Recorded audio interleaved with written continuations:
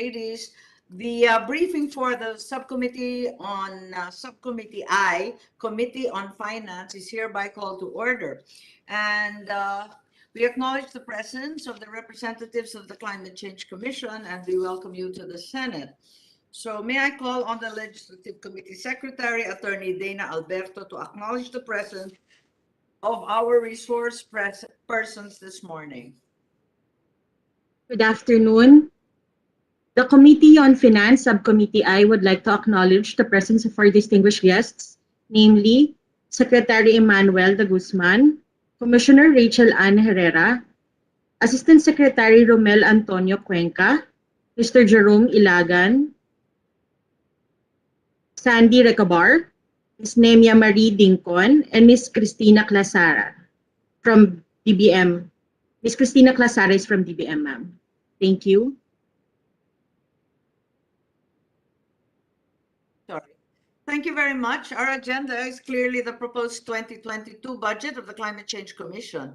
And due to the numerous matters to be discussed, may I request the resource persons to use our time wisely. We also have a 3 o'clock session, so I have to enjoin you to shorten your presentations and if necessary, be free to submit all further information as discussed. Let us also observe proper decorum, refraining from using derogatory remarks, and so on. So I'm required to say that. So we invite Commissioner de Guzman once again to come forward and present his budget. It's a very modest budget, and I think there are only a few outstanding questions that year on year crop up. The People's Survival Fund, the UN Green Funds, and as well your participation in the establishment of Paris Accord targets by the different departments. That's all that I really have on my plate to ask you. So if you could address those issues in the briefing, we can shorten the effort. Thank you. Please proceed. Thank you, Madam Chair. We'll do so po, and would like to shorten also the briefing and be straightforward. So we have prepared a few slides for you, and this is essentially to inform you and provide you with the context of our proposed budget for next year.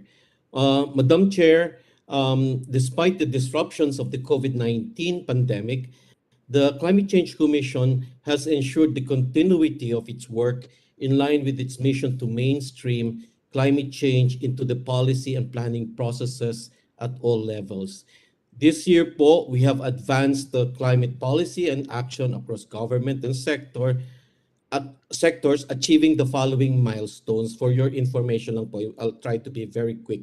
In April, the country submitted its first nationally determined contribution to the UNFCCC, and this is pursuant to the Paris Agreement on Climate Change, which we joined in 2017. It conveyed our economy-wide target of 75% greenhouse gas emission reduction and avoidance by 2030. The CCC will continue to steer the NDC process and its implementation together with other national government agencies concerned. Ito po yung DENR, Department of Agriculture, Department of Energy, Department of Transportation po. So yan po yung mga key sectoral lead agencies po ng government. With the approval made during the Green Climate Fund Board of 2019 meeting. I hope you don't mind. Yes, there were announcements made that were roundly criticized. The DOE, for example, and the carbon footprint was roundly criticized for being way too modest and inadequate. Did you have any participation in those announcements? We Sinabi ng don't. DOE, naalala ko kasi ang sinabi nila very minimal kasi yung bawas At saka tuloy-tuloy pa rin ang pagtatayo ng coal plant. Opo. I think this is best that you are supposed to be the lead agency when there are climate impacts. Hindi ba kayo kinukonsulta? Kinukonsulta naman po kami, but for the NDC process po. In fact, what we communicate is Follow-up process. I'm sorry, I'm not hearing. yung tinatawag po nating NDC process, yung nationally determined contribution, which we submitted to the UNFCCC po pursuant to the Paris Agreement. But they Now, appear to be roundly ignored by both DOE and DENR, who have instead posted very, very marginal goals. we will discuss that further po with DOE because their submission to our office po is based on their own analytics and also the Philippine energy plan that they prepared. Yes, I just find it very strange. We have a climate change commission, and yet while the entire world is decarbonizing, we are building coal plants. It's bizarre happenstance. Correct, Madam Chair. The role of the Climate Change Commission is to facilitate a whole of government and whole of society approach. However, we will be reliant on what the Department of Energy submits to us based on their own consultation in their sector po. However, we will immediately confer with DOE on this and provide you a executive brief on your particular concern po. Yes, I think the next thing that you're presenting is the Green Climate Fund of the UN, no? I think on my briefing sheet, I have 4 projects. Is that correct? Uh, Yeah, I think there's one that I needed to ask you. It's June 17, 2019, GCF $100 million. I'm perplexed. The only thing to show for it is a 25 megawatt solar in Capas Tarlac. Sila lang ba? For the entire $100 million? actually, this will involve po about 7 areas, pilot areas, How were and they chosen? there is a Puro solar? Puro solar ba to? meron po ang if you are referring if I may request the I'm secretariat. sorry, this is what they gave me. They just gave me funding proposal with no objection letter. Yung ba yun? Okay. Ito ba yung na-grant o hindi pa? I'm very perplexed by the submissions. I'm sorry. Thank you for the question, ma'am. We have the focal for the GCF here. Yes. Commissioner Rachel Herrera perhaps could share. Fund approved project. Tama din po yung amount. It's US 100 million, but that is for 18 countries. So we were among the 18 countries participating for this multi-country project. Na-approve po siya noong 2019. That's However, right. How much was the 25 megawatt? Just for the heck of it, because we have so many of these renewables in Ilocos. Just for ballpark figure. Magkano yung binigay sa Kapas for 25 megawatt? Ma'am, actually for Kapas, we do not have the exact amount, but ang modality po kasi nito is once the project is approved for the Philippines, this is a private sector-led facility.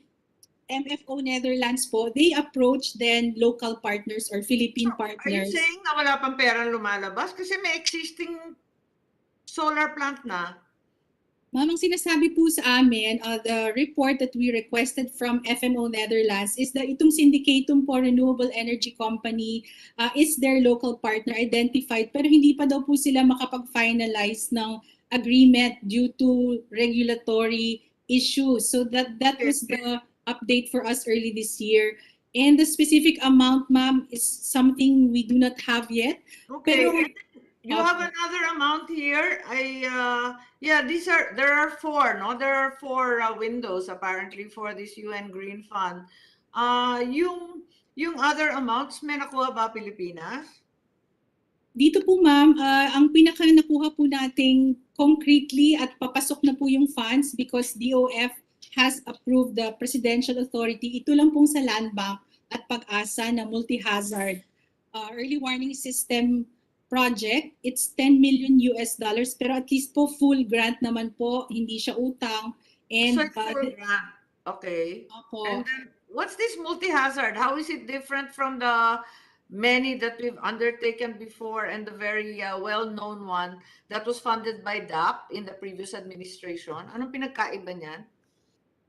Ito pong multi-hazard impact-based forecasting, design po ito ng Pag-asa, and they're working with OCD map. The difference is that it will inform the public and they will work closely with the LGUs kung ano daw po ang gagawin ng weather. So they identified 4 It's hazards. exactly the same as every single other one that we've undertaken. Walang pinagkaiba. Ito daw po ay magiging focused on the impact. So they're comparing the status quo, right? Yung ating pong early warning ngayon, sinasabing, let's say, orange alert, red alert, yellow alert. Instead of that, We've been doing that for years. Ako ay survivor ng Yolanda. Di ba? Yung nanay ko taga Leyte. Parang ganun din yung early warning noon eh. Wala. Nagtataka lang kami sa Leyte kung ano yung pinagkaiba nito. ma'am, kasama nga din po ang Leyte kasi 4 lang po yung project Yes. sites. So may Palo, Leyte, for Visayas. And the difference in this project po, ang gagawin ng Pag-asa is they will redesign the communication system to instead focus on what the weather will do. So sasabihin daw po, malakas ang ulan at malakas You ang just give me na lang a briefer because the way it sounds, it's exactly the same as it's always been. Pinagkaiba siguro, instead of 1 or 2 satellite phones that don't work, they're gonna give us some that will work. Yun ba yun? Pasensya, dalan-dalan na ako dyan eh. Etong Climate Investor 1, ito yung sinasabi mong solar kanina pero hindi pa naman natutuloy? Yes, ma'am. Meron po silang identified partner here, yung Syndicatum, Renewable. Yeah, that's right. Pero hindi pa natutuloy. Hindi pa I'm just perplexed because you put them as a list that the 75 was secured from Green Climate Fund. But you're telling me that no money has come out for the Tarlac Solar. Is that correct? Yes, correct po. As of the moment. Yan po Okay, yung... has any money come out for the land bank, yung 10 million? Sabi mo na-approve na ng DOF. So, did the money come through? Ma'am, ano na po, it's to come within the next several months. I understand kasi kakapirmahan lang po or magpipirmahan pa lang po ng funded activity agreement. So from the time it was approved, which is 1.5 years ago, Okay. Marami po yung mga So, documentation. wala ka talaga. Kasi sabi mo, secured. The word is wrong. You haven't secured anything yet. That one is not yet signed. The other one has only no objection. Yung ikatlo, yung ASEAN. Ito po ay hindi pa rin po pumapasok and still undergoing legal arrangements and documentation, ma'am. But already approved. Ano ba ang meaning ng catalytic? Opo, this facility, ma'am, is envisioned to spur investment. So, under ADB po ito'y ma-manage and it will be the window for accessing ito po, adaptation and renewable energy, for instance, and infrastructure and transport. So, Nalilito ako, anong pinagkaiba ng ASEAN at saka yung Climate Investor 1? Simple lang, Day. opo, una-una po, yung Climate Investor 1 is focused on energy. So, renewable energy and energy Pero you just efficiency said renewable projects. energy again. Opo, kasama rin po siya sa eligible projects sa ASEAN Catalytic Green Facility. Pero ang bagong emphasis po dito, based on the proposal, is to allow countries to recover from COVID. So kasama na rin po sa green recovery efforts and then allowing countries to get concessional loans through the window for energy, kasama po yon, transport, 5 infrastructure. countries, kasali tayo dito, hindi? Sa ASEAN, ma'am, na ADB fund, yes. Kasali ang Opo. Philippines? Yes, ma'am. So 5 bansa po. So have we applied? Ma'am, hindi pa po kasi ito approved ng tapos ng DOF and ADB No, in but- terms of But have we applied? Kasi you put it in the list of no objection. Is it, sabi ninyo, dito sa report ninyo, null issue 2020.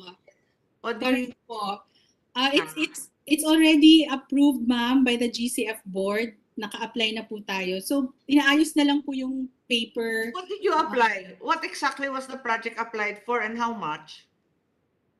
Ma'am, this one is an investment window. So it's the Green Climate Fund providing the 300 facility? million. It's a loan Opo. facility, yeah? Correct, ma'am. Loan Much? facility po siya. Magkano? Kasi budget to, Day. Kailangan bigyan mo ako ng numero. Wala akong numero. I can't work with you. Give Yes, me a ma'am. number. How much is the loan facility para mabilis tayo? Opo. For 6 countries, there is 300 million. So more or less po, we can access 60 million. Notional, ano po yan, parang part or portion Sure, ng 50 million, Pilipinas. sorry. 300 divided by 6. Make up your mind. Opo, 50 po pala. No, it's 300 divided by 5 po pala. So 60 million, ma'am. Okay. Yes, 60 I stand each. for. But we have applied na ba for a specific project? Not yet. Wala pa po, ma'am. No So in specific short, projects lahat yet. ito hindi secured. Wala pa tayong nakukuha ni piso dyan sa Green Climate Fund. I just want to be clear pag tinanong ako. Ma'am, if you mean kung may pumasok na sa ating treasury or sa ating national government, wala pa po. Okay, that's all I right. needed to be clear. So wala pa. Why is it taking so long? Yung pong mga activity agreements Oo and nga, basta implementation yun mo, long playing talaga. Tama. Yes, we've been through it through the heritage and so on, and they take so long talaga. And then at the end of the day, they have no money pala. They have to syndicate it from all the other banks that we should have gone to in the first place. Anyway, okay. So maliwanag sa Green Climate Fund, zero pa talaga. Maraming approval. Well, not marami. Tatlong approval. Is that correct? Yes, correct, ma'am. But to date, no action taken. Well, no construction, no programs undertaken. Correct po, Madam Chair. No implementation activities as of Kailan ba yet. nag-umpisa yung Green Climate Fund? Parang ang tagal-tagal na yan eh. Ma'am, yung fund po mismo, nasimulan po siyang pondohan ng 2015 only, but it was created maybe 2010 in the International Climate Change Conferences. Opo. Okay, sige. Sorry, we can proceed with the briefing. O at least tapos na yan. Next. Thank you, People Madam Chair. survival na. Sige, thank you very much, Ms. Herrera. Sorry ang kulit ko. Okay. We're happy to clarify, ma'am. Thank Yeah, you po. kasi para mas madali pag tinanong sa amin, hindi na ako tatawag sa inyo. Medyo alam ko na kahit paano. Sige, Commissioner, please. I think you have several more slides. Yes, ma'am. Thank you very much. Permission to proceed po. Yes, please. Ma'am, for your appreciation, we would like to also report to you that we have sustained our technical support to local government units in the formulation of mitigations, measures, and strategies as a core feature of the local climate change action plans. The Commission, in partnership with the ILG, has conducted a series of webinars on greenhouse gas inventory to capacitate our local government units in Luzon, Visayas, and Mindanao. So Okay. this year, ito po yung aming mga figures just to impress po that we have continued our work. Yeah, but I think the interest of the local governments, as we said last year and every year, is really to access your People's Survival Fund. Has that manifested in an uptick in approved projects in the People's Survival Fund, all these webinars? Gumaling ba sila sa pag-a-apply ng project? Yes, ma'am. Kasi po, as you know, Dumami ba yung mga approved projects ninyo?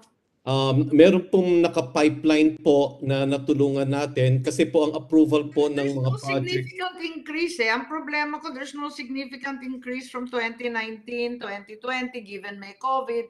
Parang hindi pa rin nag-i-increase, di ba? Parang konti pa rin nag-a-apply. Marami pong for what we say for validation and also for appraisal by the board secretariat po, by the People's Survival Fund po. but we have assisted a lot of local government units on improving their project proposals. Kasi kung hindi po quality yung project proposals, hindi po hindi po aaprubahan ng board, which is headed by the Department of Finance. Yeah, but I'm mystified. The only approvals are all Northern Samar and Bukidnon. Okay. What is magically Ma'am, if we can available in both provinces that only they get approved out of all the 81 provinces? I understand, ma'am. Can we provide you a brief overview, ma'am, of the I PSF? have a list. I think you submitted a list of all the ones you submitted, and they're all Northern Samar, a couple in Eastern Samar. The rest are largely in Bukidnon and elsewhere. But I'm just curious why we ended up with these. Okay. The And PSF. Cagayan Valley, for example, is missing, and we all know that they've suffered the worst flooding, extending to 4 to 5 months of last year. So I'm mystified about their exclusion from the list. The PSF team po is with us, the PSF team of the Climate Change Commission. If you will allow me, I could ask Assistant Secretary Romel Cuenca to briefly give you the answers to your questions, ma'am, because they're the ones that processed Okay. these project proposals. Sige, but Commissioner, maybe you have, are there further slides after the webinars? Yes, ma'am. Next slide, please. This just shows you numbers, which I have described earlier. Yes, and you mentioned that. they're essentially in service of the LGUs. Yes. So next slide, please.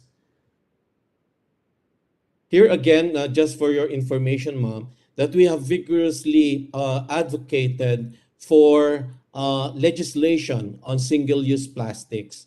Yes. And this has the support of the Cabinet Cluster on Climate Change, Adaptation. The approved version is the manufacturer's liability already. It's producer's liability, not single-use anymore, di ba? Okay. That's what I understand from Senator Villar. I think that seems to be the compromise. Are you aware of that? If I'm not yet personally aware, ma'am, but Com Rachel, who is monitoring all the progress, including at the House, may be able to share with you the progress. Yeah, Senator Villar is the chairperson of the Environment Committee, and my understanding is that rather than single use, to which manufacturers reacted violently, particularly in the time of the pandemic, I think the agreement was producer's liability. So is that your information as well, Rachel? Yes, Madam Chair, you're correct. From our coordination po with the Senate Committee on Environment, Senator Villar has her own version of the Extended Producer Responsibility Bill.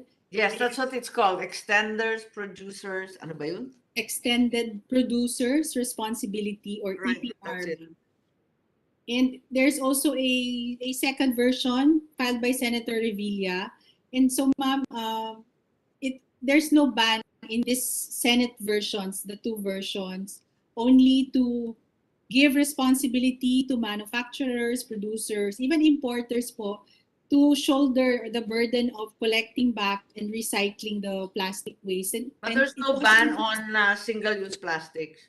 Wala po, ma'am, in this Senate versions. Yeah, I think on a local basis, I know for a fact that Davao City was the first, Ilocos Norte province was the second to ban outright single use. So let's see. Okay, ano pa?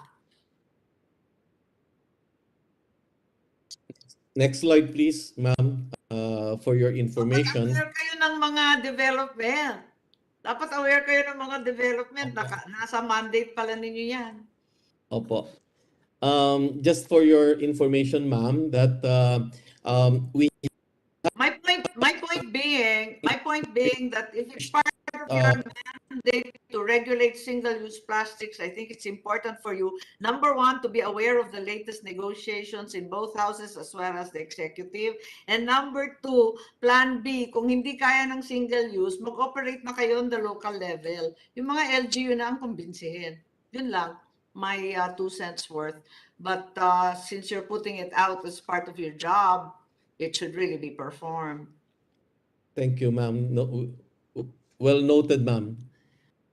If I may continue, ma'am, Yes, please.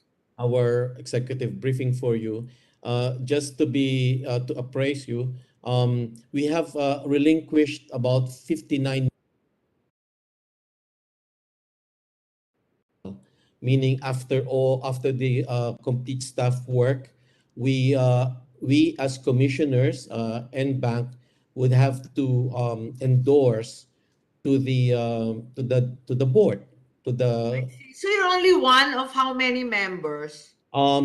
there are several po. I think about 10 agencies plus other representatives of I see. sectors.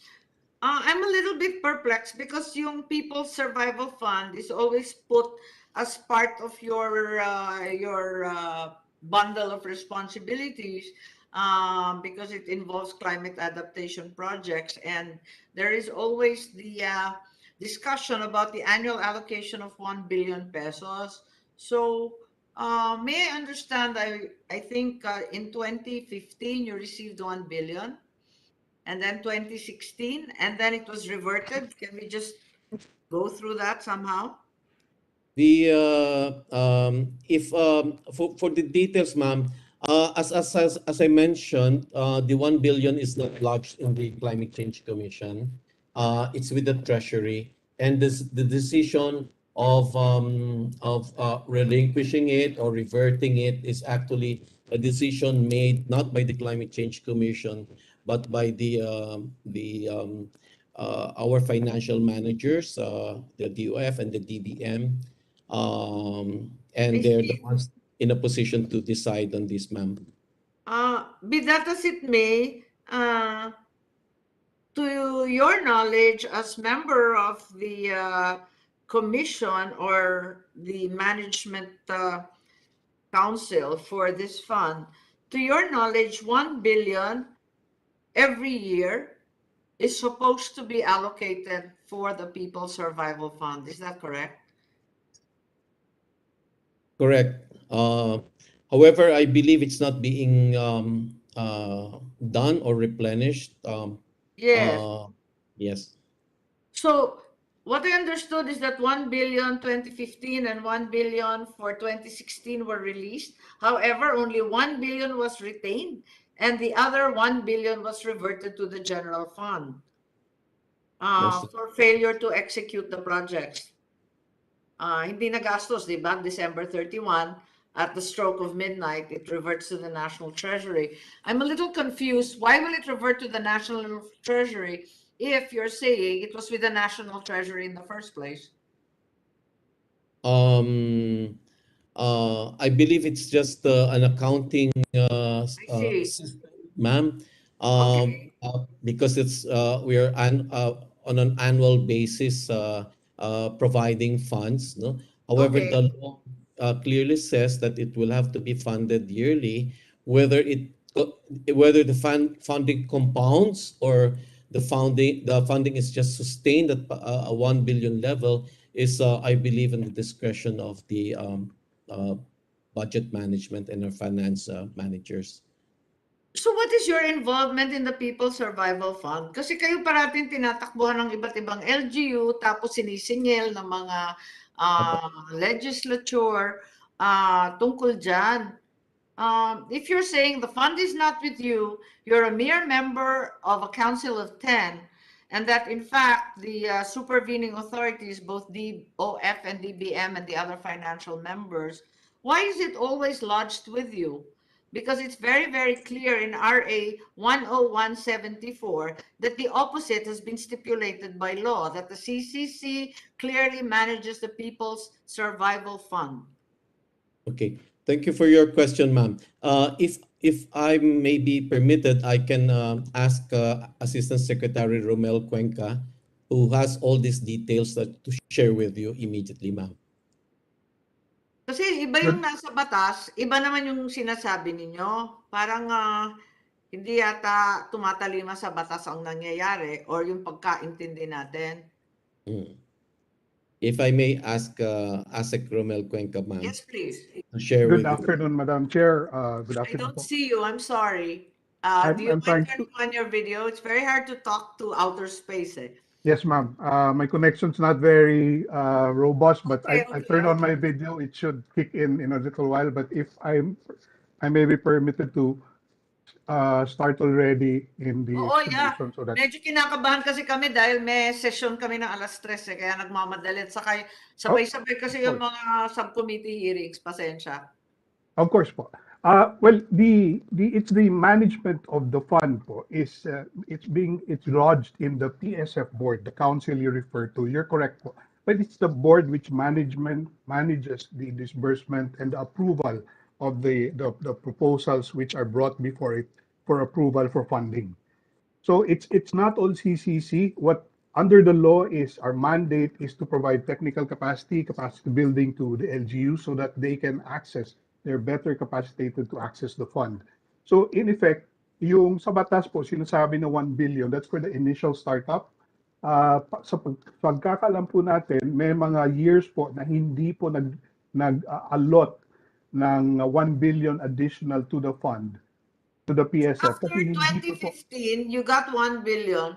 I only have the That's correct, story until 2016, and then a reversion occurred of 1 billion. After that, ano na nangyari in 2017 to the present? Hindi po nag-allocate ng additional 1 billion kasi yung 1 billion po start up naman po according to the exact provision of law. What happened was kahit hindi pa Alam ko, naubos, there's an annual allocation of 1 billion a year. hindi po naman kasi accumulating yung 1 billion po. In other words, Basta yung inuubos po mananatiling 1 muna, billion lang, hindi dinadagdagan, ganun ba yun? hindi muna dinadagdagan hanggat hindi po nauubos. So for instance, what happened was of the 6 projects approved, 53%, a little more over 53% of the 310 million total approved amount have been disbursed. Yung Out of natitira pong 310 600 million, plus, how much was disbursed? Come again. And when did this occur? Which year? 53% po, 53.11%. And yung ang pag-disburse po for the projects na approved is milestones kasi. So they have to come up, they have to complete certain phases of their project before additional money from the total amount approved. is disbursed to the- Progress billing yan. Yes, Progress yes. release. Tama po. Tama, Madam What Chair. year You're was correct. that? Which year was the 310 or at least 53% of it released? Nagsimula po tayo dun sa, there are 6 projects approved, different years, starting 2016, 2017 po. No, to the present na yan? To the present din po, continuing You yung need to say- pag-release where they Say achieve from the time milestone it was established to the present, you've only approved 6 projects? 6 projects. That's correct, Madam Chair. That's all? The ones All from this time, wala man lang 1 project a year? 2015, 2016 po, on the average, mga 1 project a year. Pero lately kasi po, for instance, your reference to the Northern Samar and Bukidnon proposals, Northern Samar, hindi ko maintindihan ko. Somebody submitted this to me, it's incomprehensible, but sige lang. Second These are- session of CRRTE, third session CRRTE, yes fourth po, session. those are, Ito kasi hindi ko The- maintindihan, pasensya. of course, ma'am. Ang CRRTE po is the Climate Rational Review and Technical Evaluation. Trabaho po yan ng CCC according to the law because the CCC's job is to determine whether there's a connection between the proposal that is But that is I need to submitted I and climate. need to understand that all these evaluation sessions, alin dito yung na-approve? Hindi ko talaga maintindihan. Kasi, it's a budget hearing. You have to show me money. You have to Yes, show ma'am. me what what are the projects, magkano ang ginastos, magkano na disburse, alin ang hindi na yung simple lang. Yes po. Yung CRTE po, para po yan sa mga projects in the pipeline. Kumbaga, yung mga So, kinoconsider na yun kasali para for mai-submit. applications yan. Wala pa kami dyan. Hindi namin trabaho yan sa inyo yan. Ang Yes titignan po. lang namin yung napondohan, magkano ibinigay, at ano yung performance. Tapos magkano Yes po. rin ang hinihingi. Yun lang. Yung mga application, problema na ninyo yun. Kayo nang bahala. Kayo expert eh. Yes, ma'am. So, with regard to the PSF naman po, pwede naman po i-replenish later on pag maubos na yung nasa stock, kumbaga. We can Ang call it problema, losing hindi stock. na nauubos kasi nga, kasi na-revert pa. Ang tanong ko, anim lang ang na-approve. What are these 6 ba? Can I have a copy? Kasi nalilito ako sa submissions ninyo. Maraming papel pero hindi maliwanag. Budget lang Yes po. po. Budget lang po. Magkano na-release ng DBM? Magkano ang hindi re-release? Magkano yung effectively obligated? Magkano yung percentage na disbursed? Yung natitira pong 600 plus, apart from the 1 billion, kasi 310 po yung total amount ng approved. Yung Pero natitira sabi mo, pong, out of the 310, only 53% was released. So that's only 100 and that's only 150. to the LGUs po. Pero buong 1 billion ay na-obligate na po. So hindi na po yun magre-revert. Kasi ino-obligate natin sa mga upcoming projects in the pipeline na based on our computation even goes beyond 1 billion. Who did you obligate the 1 billion to? Nasa treasury lang po. Kumbaga parang standby But how as did soon you as obligate ma-approve. it if it's still in the treasury? Pwede Di ba po, kaya po, naka-obligate nandun pa rin sa treasury, hindi pa gumagalaw? Pwede ba yun? well, perhaps the terminology I use may not be accurate po, pero yung the PSF, because of the membership of the DBM and the DOF in the PSF board, manage the fund so that hindi na po mag-revert yung 1 billion kasi ma-obligate naman yun po for the upcoming No, projects that's in the not pipeline. obligated. Basta it's there, it's allotted, it's sitting there. O Yes. ngayon, magkano doon ang nagastos na? Yung napunta na sa LGU, doon sa 1 billion na yon. Napunta na po sa LGU, we have about a little over 53% 164 pa lang, million. so 150 something. Yes po, 164 po, per our computation. So 164 out of the total 1 billion pa lang, ang actually disbursed or obligated? Disbursed po to the LGU themselves. Na-release na po, nabigay Who are nabigay the na po sa LGUs? LGU. Can I have a list of these LGUs? Yes, certainly, ma'am. I think it's there in What the is the briefer, but problem? Why are you taking so long? May pera na, naging bato pa. Bakit ganon? Kayo lang yung may problemang ganito, lahat naghihingalo at walang pera. Kayo naman may pera, hindi naman magastos. ang batas po kasi, ma'am, specify kung paano natin i-approve yung projects eh. So we, again, like Secretary De Guzman said, hindi po pwedeng basta na lang magbigay ng pera. Dapat may connection sa klima at adaptation intervention po ito. Kasi kung wala yung dalawang aspeto na yun. Climate problems. Opo. But there's also the mitigation part. So, but the law says that it should be adaptation interventions. So But that's very easy. We have everything. We have earthquakes. We have volcanoes. We have all kinds of problems. We have no more water. We have soil deterioration. We have everything. Bakit problema yun? Hindi ko magets.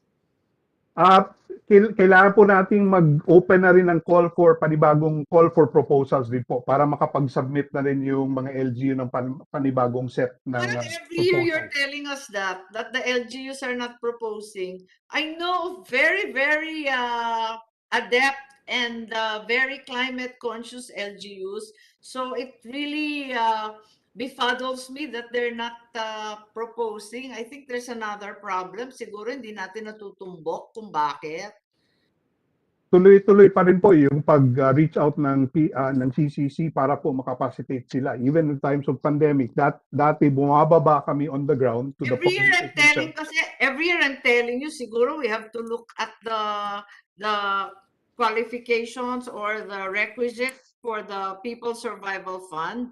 Kasi I truly believe that climate change is the worst problem that we will be confronting in the next decades, and yet nobody's applying for money. I find that's impossible to believe.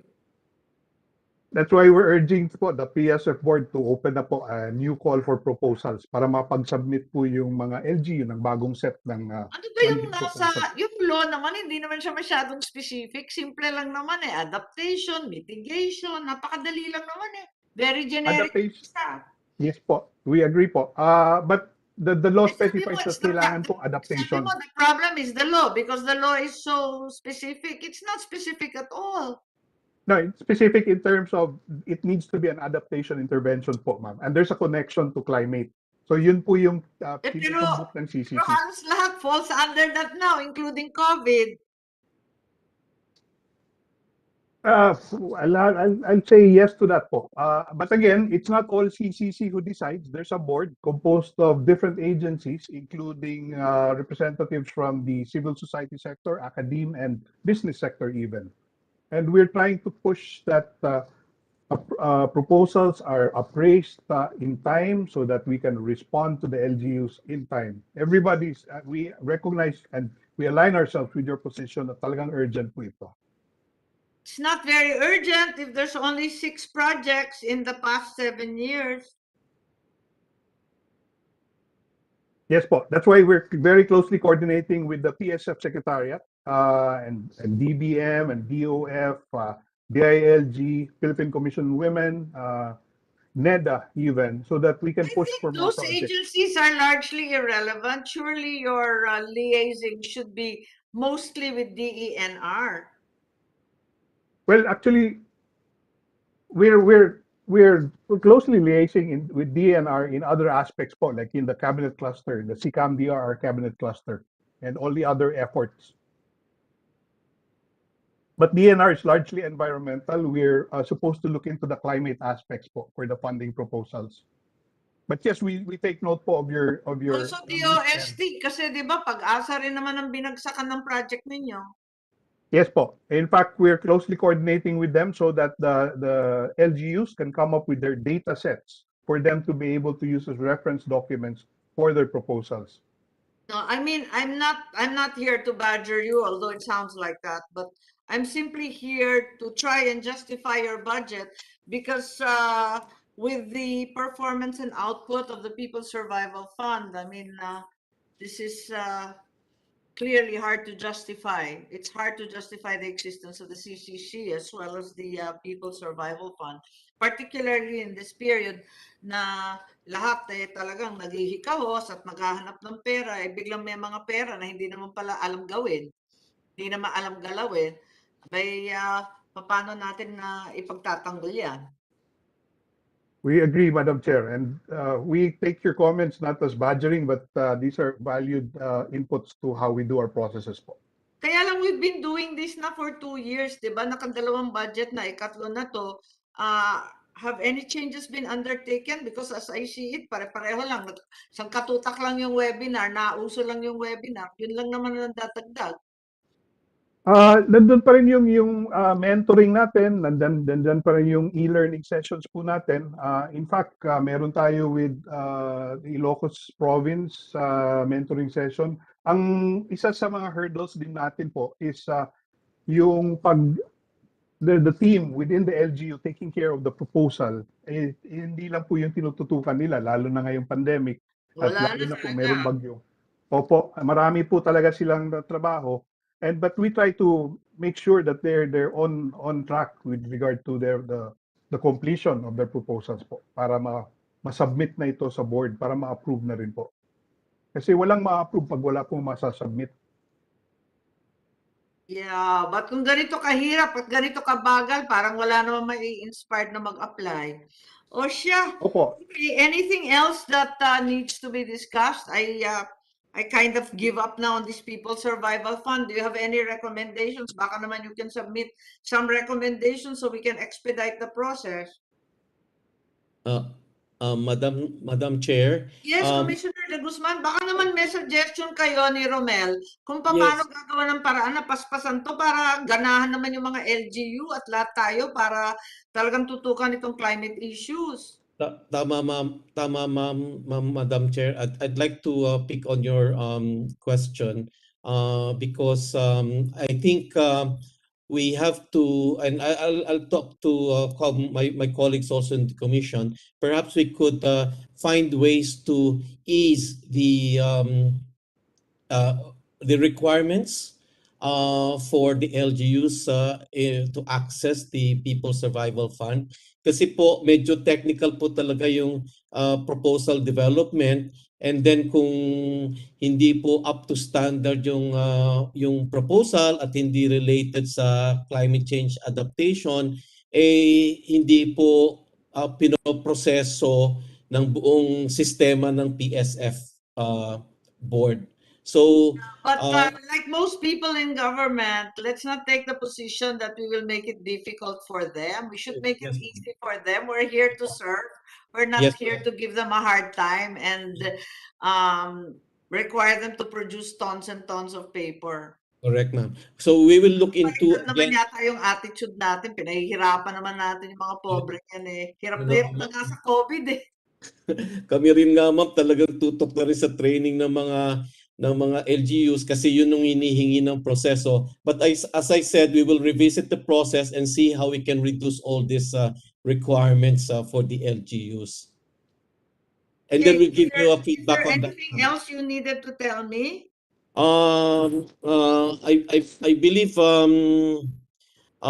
it's all in our briefer, ma'am, that our budget has also reduced from the current level for next year. But I believe Maliit lang naman, 3.37% lang. 5 million. Diba? Parang ganon. Maliit lang yung reduction ninyo ikumpara sa iba. I just came from a budget hearing where 75.5% was Opo. removed. Yeah. So, We, but we were actually, ang problema sa inyo, kayo dapat ang lumobo yung budget kasi yung pandemic nga is only part of a huge ongoing issue with the climate. So, Thank you, ma'am.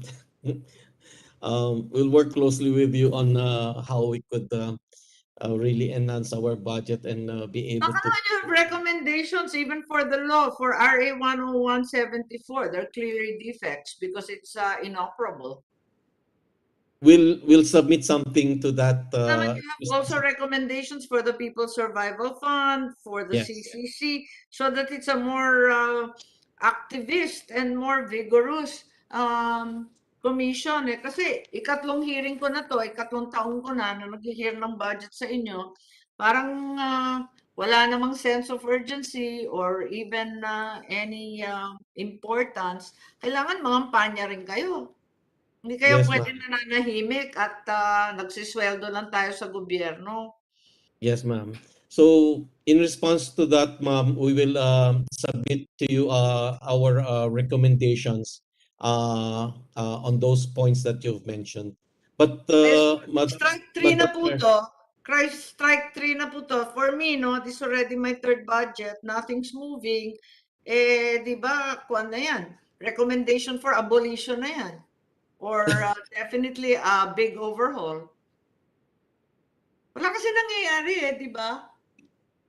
we take note, ma'am, but we continue to deliver on what is currently mandated of us under the law, beyond the PSF issue, ma'am. No, because the PSF Don't take is it personally, but I would contest that. Your mandate is enormous. yes, ma'am. It is. It is. Kaya nga. But we have delivered on the NDC, which is asked of us by the Paris Agreement, and also the technical It's largely services. unheeded nga by the departments. Tignan mo naman yung targets established by DOE. Matatawa ka. Alam niyo, ma'am, we cannot dictate on the agencies. We have to work with. I understand, but I'm just saying we But need to find a way to jump up and down and make everyone aware of the problem, right? Correct, ma'am. And Maybe we we're keep, not doing enough of the jumping up and down and yelling. ma'am, the NDC process itself is so bloody. Buti na lang po na we're able to get to complete the process, no, up to the approval of the president. But it's really po very tedious because it involves analytics and also the available data from various sectors. But we've done our job, ma'am. It has been approved by the president and submitted to UNFCCC. However, we can still improve on this NDC, ma'am, every 5 years, because that is indicated in the Paris Agreement that we could periodically update our NDC. So we are right now investing also on strengthening our analytics capability so that we have the data for the computations required by the NDC, including those you mentioned about energy, how we can really go low carbon and pursue the transformation that we wanted. No? Just like in Ilocos po, Hindi in naman, RE. hindi lang naman energy yung pinag-uusapan, di ba? Maraming problema talaga, yung mga single use, Yes, tapos yung, ah, yung ocean plastics as a number 1, 2, 3 na tayo. I mean, all that stuff. yes, So ma'am. anyway, I suppose that's it. Yes, ma'am. Yeah, Thank but you so much. sana naman in the next few, sana naman in the next budget, may pagbabago na tayo, may konting accomplishment eh. Ito pa rin eh, 3 taon na eh. Inip na ako sa sarili ko. Hayaan niyo, ma'am, we'll do our best. We'll after this meeting, after this briefing, we will submit po I think you need to a recommend new some radical change. This is correct, simply ma'am. not good enough. Yeah. As you said, the recommendations for you on the issues that you've raised. Well, otherwise, if they say which I'm not threatening you, but if they say under your watch, which are the agencies that can be abolished, eh, paano kayo i-justify niyan? We'll submit, ma'am, also to you these justifications that we have shared before. Kasi you don't need 145 million to put national targets eh. That's simple enough. You just ask the UP people to do it. Tapos unboxing. Or DOST or DNR, kaya naman nila yan eh. So you don't However, need a whole other agency just to set those targets.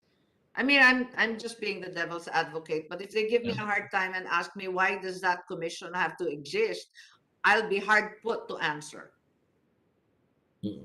essentially, ma'am, the role of the Climate Change Commission is to integrate or facilitate whole of government action.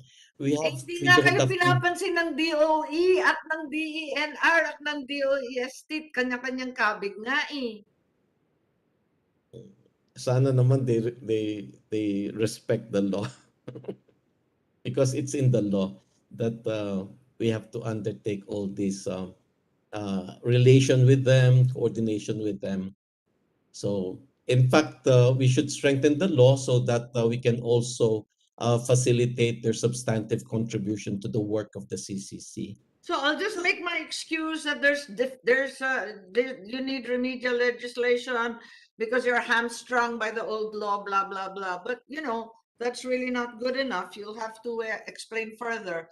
We are in a period of right sizing, and anything that's superfluous or duplicative or redundant in the government is being axed. I'm not threatening you, but I'm telling you we're coming to that point. So, kinakailangan siguro na meron tayong mapapakitang performance na may accomplishment.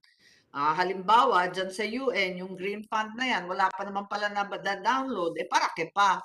Tatanungin ako dyan, kailangan tulungan ninyo ako sa sagot. Hindi ko talaga Opo. masagot right now. Ma'am, yung approval process lang very tedious. Totoo yan, So, it's true. Basta So- anything to do with UN, talagang long playing. So yung approve lang is something really we consider as a milestone, and then we work on the disbursement to us through the accredited institutions. The approval po takes kasi po tinetable tayo together with other proposals in the whole world. So it really takes time. But since we have a number approved already, I think we can consider this as milestones for the country. Hindi, you have 6. My goodness, 6 for the period for 7 years. Tagal. That's PSF, The ma'am. other issue here is that you have no monitoring and evaluation on climate change policy and advisory. That's in the COA report of 2019. Please submit the concrete measures undertaken by the Commission to rectify this observation. Will do, ma'am. 2019 pa yan. I asked you that last year. Wala pa rin akong sagot. Ma'am, we have an M&E system. Meron po kaming built-in monitoring and evaluation system sa office. And we also Why is produce it therefore that the COA repeats it? I think we you have will to tell the COA that, and then you tell me what your answer was to COA and what COA responded, di ba? yes, ma'am. We will refer to it and provide It's clear very and clear. clear and Commissioner. succinct answer. Yeah, Commissioner, in 2019, COA said kasi you have no structured guidelines, di ba? For M&E. So I recommend that you establish such para mawala na yan. We'll do so, ma'am. In fact, Okay. we have manualized it. We'll share with you what we have already, ma'am. Did the COA repeat the observation in 2020? Parang meron pa rin eh. We'll inform COA, ma'am. I mean, we will respond to their question. Baka nagkulang lang kami ng sharing of information or document. Yeah, it's important. I mean, I'm a firm believer in M&E, lalo na for climate adaptation and other very long-term programs such as yours. The M&E is going to be pivotal. So I enjoin you to establish those guidelines as quickly as possible. Thank you, ma'am. And Yun we have also prepared the M&E report covering the period from the start of CCC up to 2015. So we are completing the report for the next half of the term po. Yeah, siguro not. I don't need the M&E report. I just need to know that you in fact have guidelines Yes. as opposed to the COA observation. Okay, I'm sorry it took so long. Thank you so much, ma'am. I hope you're able to submit those briefers, the update on the People's Survival Fund, kasi medyo naguguluhan pa rin ako. And perhaps you can give us the 3 projects. I think it's 3, Rachel Miserera.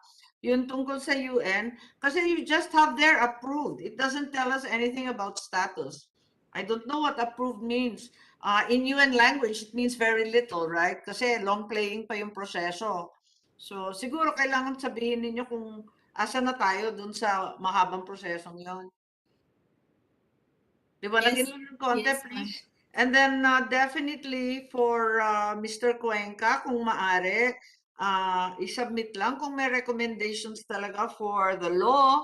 I keep hearing that it's too specific, that it's too difficult to comply. Eh di anong babaguhin? Wala naman kayong recommendation din. We will certainly do, ma'am. Thank you very much. Eh, kasi we're here, di ba? We're here to make it better. Eh, 3 taon na pareho ng pareho ang angal. Eh, Of course po. siguro naman dapat ayusin na natin. Yep. Okay. Thank you very much. I have session, and I suppose pending the submissions, we can go forward. Dana, can you apprise the minority perhaps, or okay na kina Senator Drilon, Senator Risa Ontiveros, Senator Kiko? Copy, ma'am. The reason being that Senator Drilon was very active last year. He's not present this year. So I think he should be notified. And if he has any questions, I'll just suspend. But in the meantime, I suppose we can move forward. And pending your submissions of the required information before the plenary debate, your budget is approved at the subcommittee level and forwarded to the mother committee for discussion at plenary. Thank you very much, Commissioner De Guzman. And I hope next year we have a more more exciting and vibrant discussion. Thank Kasi you, Madam. parang taon-taon reklamo na lang tayo ng reklamo. Ano ba yan? Thank you, Madam Chair, and we wish you all the best. Good luck, ma'am, on your Thank you, Madam Chair. Yeah, but I need your help, guys. will do. Be rest I assured, really ma'am. need your help. It's very, very difficult to justify your existence. I'm not scaring you, but the way things are going, we are going to need to be slashing and burning quite a few agencies. Thank you. Thank you, ma'am.